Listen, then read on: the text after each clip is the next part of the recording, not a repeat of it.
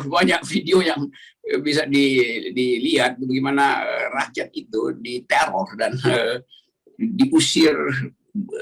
Ada kemarin saya lihat itu bahkan kandang sapinya itu masih ada di situ. Ngomber, ngomong berita, ngomong berita. Bukan ngember. Rocky Gerung diusir Sentul City. Di bawah itu satu lembah sebetulnya yang diklaim oleh Sentul City, dan itu ada perkampungan yang dari tahun 63 ada yang udah tinggal di situ. Mungkin ada 120 kakak, jadi kalau digusur mungkin ada 500 orang tergusur di situ. Rocky Gerung diusir Sentul City. Ia pun akan menggugat Sentul City senilai 1 triliun dan 1 rupiah. Aktivis Rocky Gerung mengaku banyak menerima empati atas somasi yang dilayangkan oleh PT Sentul City terbuka kepadanya. Namun, dia menganggap permasalahannya dengan PT Sentul City bukanlah hal besar, sebab dia terbiasa hidup keluar masuk hutan dan bangunan miliknya di lahan tersebut juga tidak begitu besar nilainya.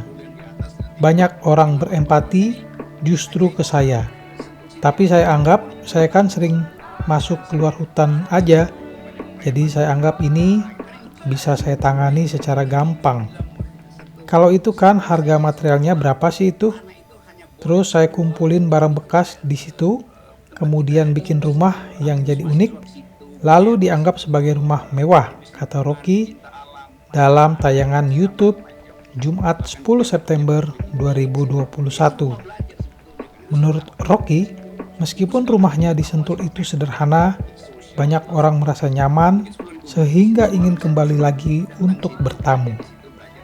Rocky menilai yang tinggi justru suasana kenyamanan dan kenangan yang pernah terukir di rumah itu. Maka dari itu, jika ada rencana untuk menggugat, maka dia akan menggugat PT Sentul City sebesar 1 triliun 1 rupiah. Jadi kalau saya gugat balik, mungkin saya gugat 1 triliun 1 rupiah. Jadi 1 rupiah itu harga materialnya. Harga imaterialnya itu yang 1 triliun. Karena di situ ada banyak memori, ada banyak percakapan intelektual, ada banyak kenangan, dan kita bisa romantisir sebetulnya itu. Tapi selebihnya ini adalah kemampuan kita untuk mendalilkan bahwa ada ketidakadilan sosial di dalam masyarakat.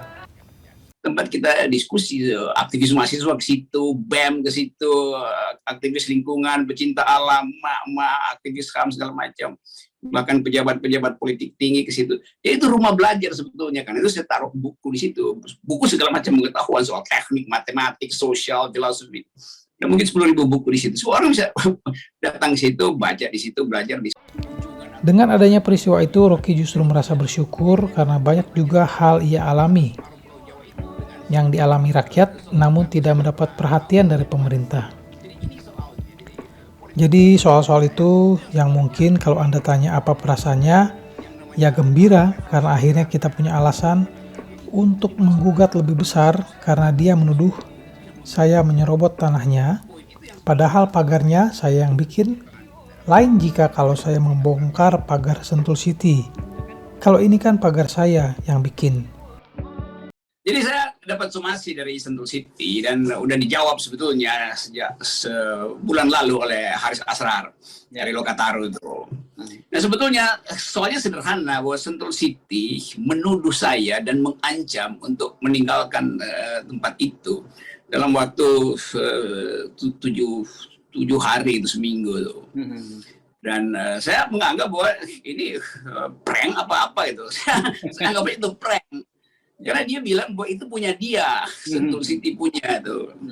Lalu saya pikir ini orang gila apa? Jadi saya tinggal di situ dari 2009, tiba-tiba dia datang dan dia sebut saya menyerobot itu kan. Padahal saya bikin pagar itu, saya bikin pagar untuk menandakan bahwa itu hak saya. Kan itu namanya dalam hukum, saya menguasai secara fisik tanah itu. Kan itu saya pagari itu. Lain kalau saya pagari tanah orang, ini saya pagari tanah yang saya beli. Itu tanah sederhana yang dulu itu garapan, lalu nggak ada pohon di situ, lalu saya tanam pohon di situ, dalam 10 tahun jadi hutan kan. Lalu mungkin dianggap itu udah tumbuh. Jadi saya punya hak untuk tukar tambah karbon di situ tuh. Tapi lebih dari itu, yang mengherankan adalah bahkan surat somasinya disisipin di pagar rumah saya kan. Kan dia bisa datang itu ngobrol, ini bisa siapa. Jadi sebetulnya kalau soal hukum itu ada di Haris Asrar.